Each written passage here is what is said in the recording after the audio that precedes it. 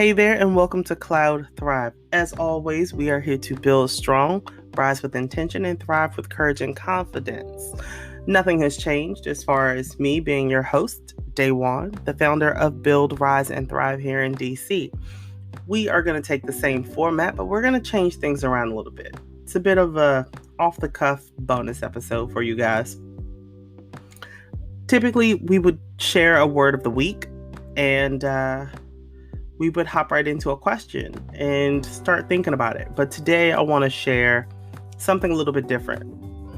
We're going to still hit the same format. I have a word, but it's not for the week. I want it to be more reflective than for us to kind of look forward at what that looks like. I want to talk a little bit about the experience past and how we move forward. And then we're going to wrap that up with a weekly rewind, but I have no guest today. It's just me. So, if you're new here, welcome.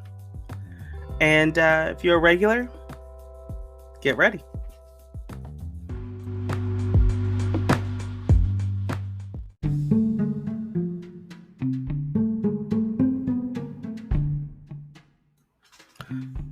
So let's jump right into the word. It's not going to be for the week, but I want us to take some time to think through and just reflect on this for a second.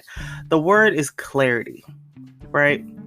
So typically I would say the word and I would ask, how do you look for that moving forward? What does that look like for you?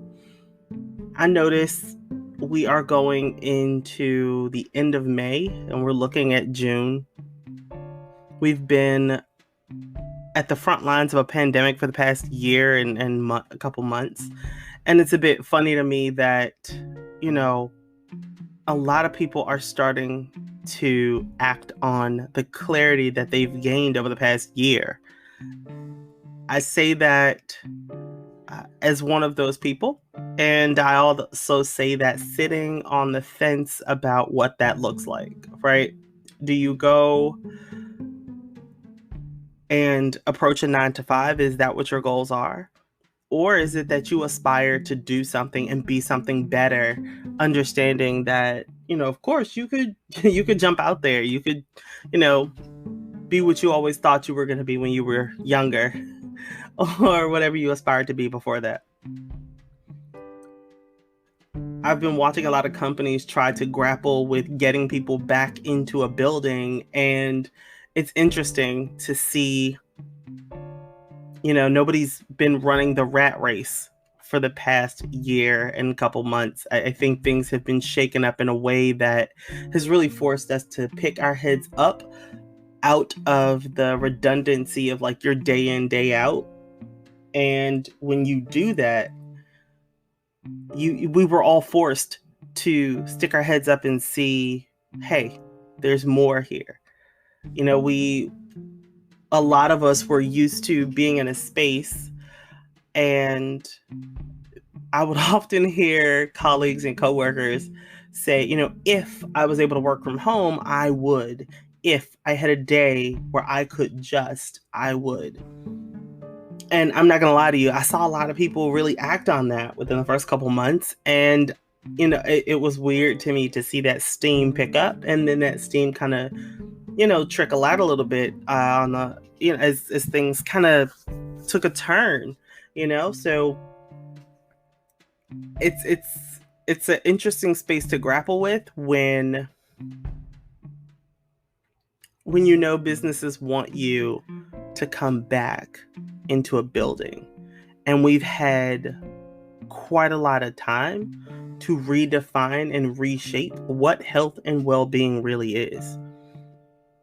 For quite some time, we could say, in theory, what we thought that was. We could, talk about what we would aspire for health and well-being to be, mentally, emotionally, physically.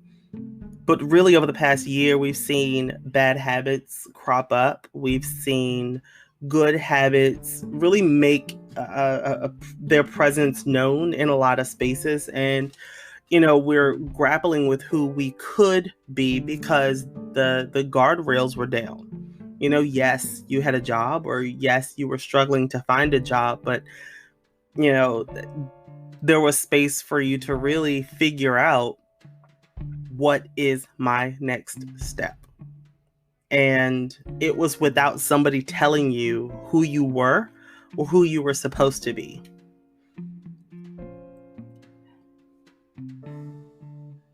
I would ask that, as you reflect on the word clarity, what became more clear to you in the past year? And how do you plan to use that knowledge moving forward objectively? Like, remove the bias. Remove your personal feelings from it. What did you honestly learn? What did you see? What did you recognize that you weren't happy with? What did you recognize that, you could lean more into? And where's there space to grow?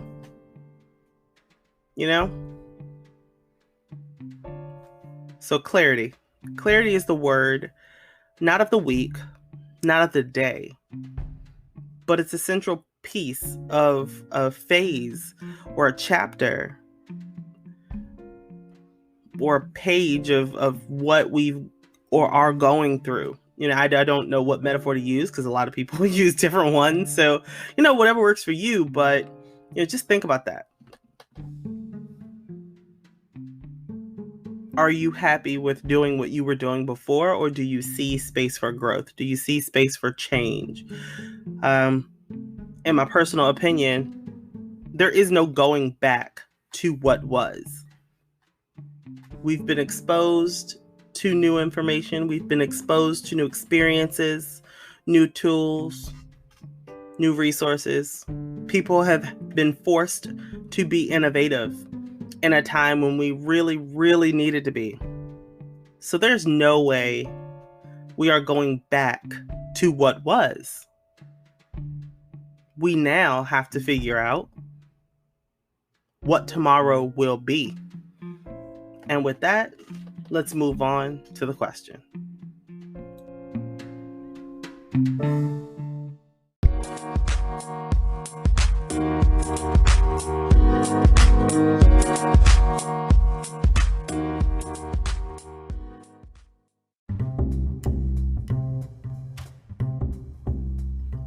So we're going to keep doing it until we get it right. And I want to jump into a space where we talk about our goals and life purposes.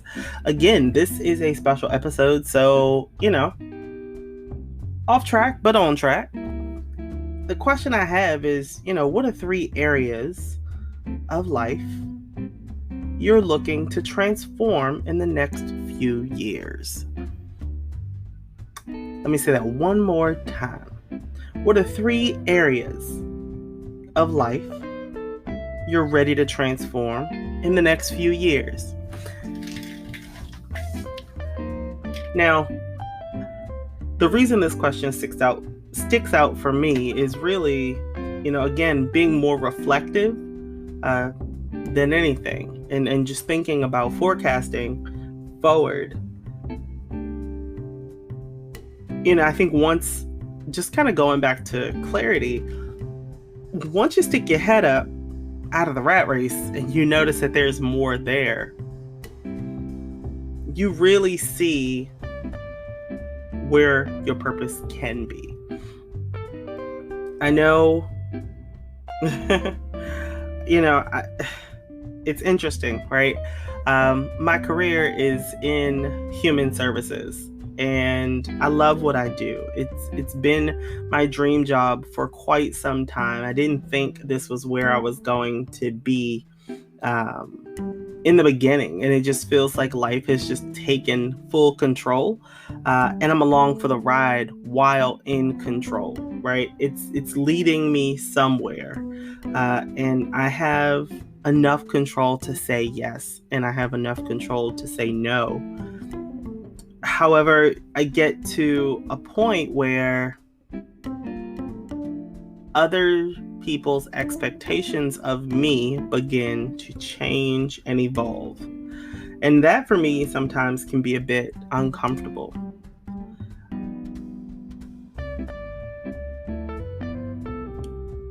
My goal is really that I address taking off in my purpose, which is really to create a space and a platform for Black, Indigenous, and persons of color to build on and strengthen our social and emotional capacity. Oftentimes, in my experience in my work, we don't take time to have those really in-depth and difficult conversations with one another.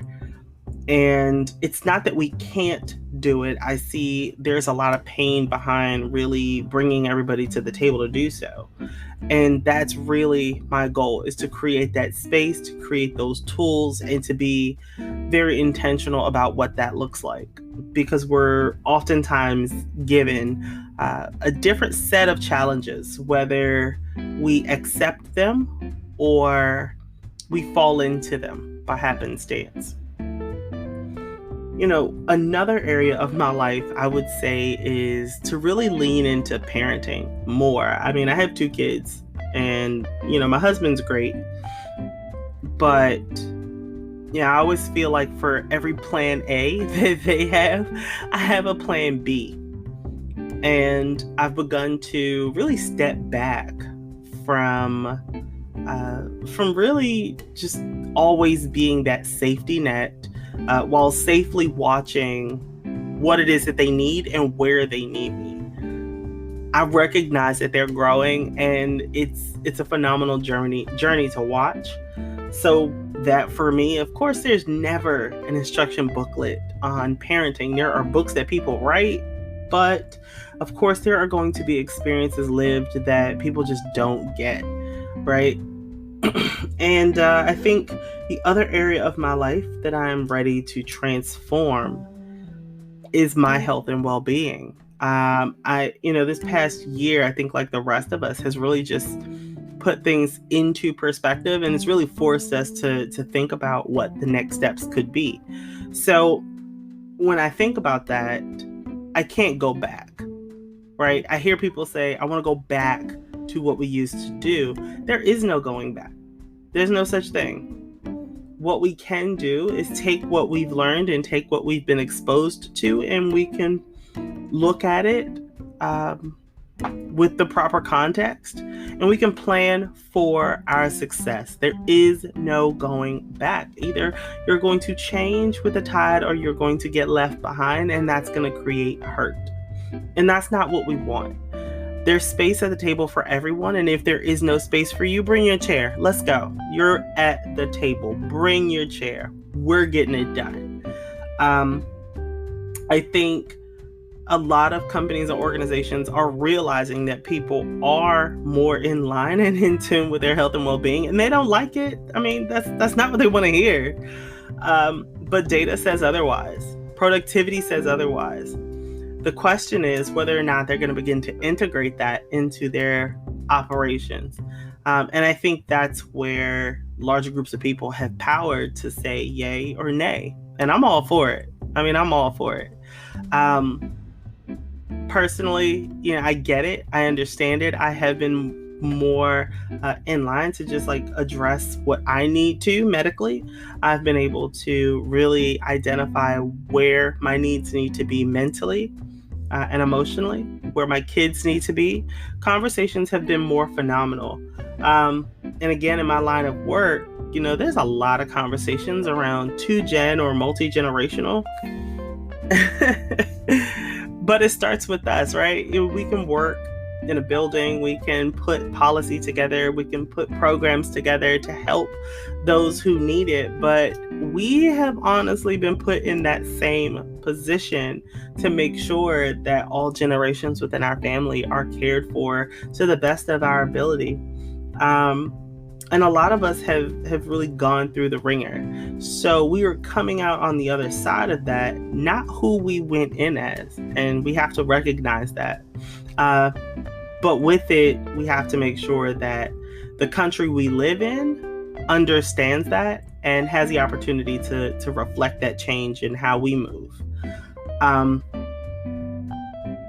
So those are really the 3 areas I see in my life that I'm ready to transform. And that's really to be an impactful empowerer from the standpoint of being the founder of Build, Rise, and Thrive, and really creating that space and building upon that platform. Two is to really just lean more into parenting. I feel like it's just always a toss-up. It's always a juggle, but I mean, that's the job of a mom or a dad, right? And then, of course, it's to really just recognize and lean into what health and well-being really is, and really being intentional about what that next step looks like for us and any and everybody else, right? So with it, as always, that's the question that I'm posing to you guys. Of course, I want you all in the conversation, a part of the conversation. So on all platforms, reference the question. If you want, keep the conversation going. Reach out to me, tag me in whatever it is that you're doing. I'd love to hear, what you're thinking about and where your head is. And if you'd love to be a part of the conversation and you want to be, if you want to kind of join in on this and talk to me while we're doing it, I'm all for it. Just let me know. With that, let's keep this moving.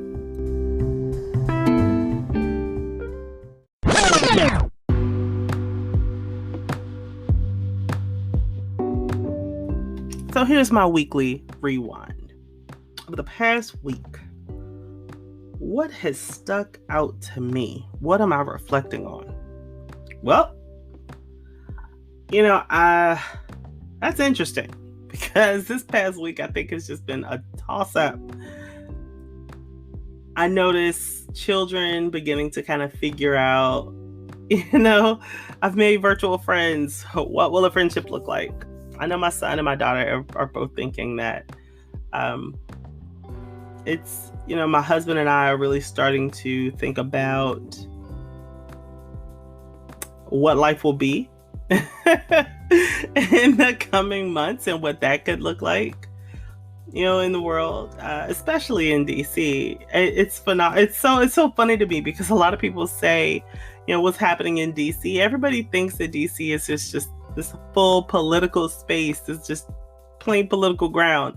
Let me explain something to y'all. It is not just about politics here in DC. And I want to make that very, very clear. There are so many families, so many facets of DC that you all are just not familiar with. We are more than just being down at the nation's capital. We are Northeast DC. We are Southeast DC. We are Northwest and Southwest DC. Please, please, please understand that we are a very nuanced, very multicultural, multifaceted, beautiful city. So anytime you talk about DC, be very clear about, how you feel and what's going on. It is not strictly political. There are families here. There's just there's a wealth of growth here. There are families who need here. There are resources that we look for here. There are partnerships that can be developed here. There is opportunity here. All of those things are, a part of our city. So, I encourage, a little bit of tact when you talk about DC. So, as I begin to, ramble off a bit, let me get back to my rewind. But, it's all the same. It's just really about having conversations about what going back to work will look like, or going back to school, or figuring out, what relationships will look like, or friendships will look like, or partnerships, or colleagueships, or however you want to put them. Those conversations are really sticking out to me, and they have been in the past week, because a lot of people are trying to make the case that, you need to be in a building. There's been so much innovation taking place over the past year that it has really forced people to not push you in a box. And I find that extremely eye-opening. So that's what I'm keeping my eye on, is, how are we going to navigate this space moving forward? I'm really excited. So with that is my weekly rewind. We are wrapping it up. And as always, we will continue to build strong, rise with intention, and thrive with courage and confidence. Thank you for joining me here on Cloud Thrive. And until next time, see you later.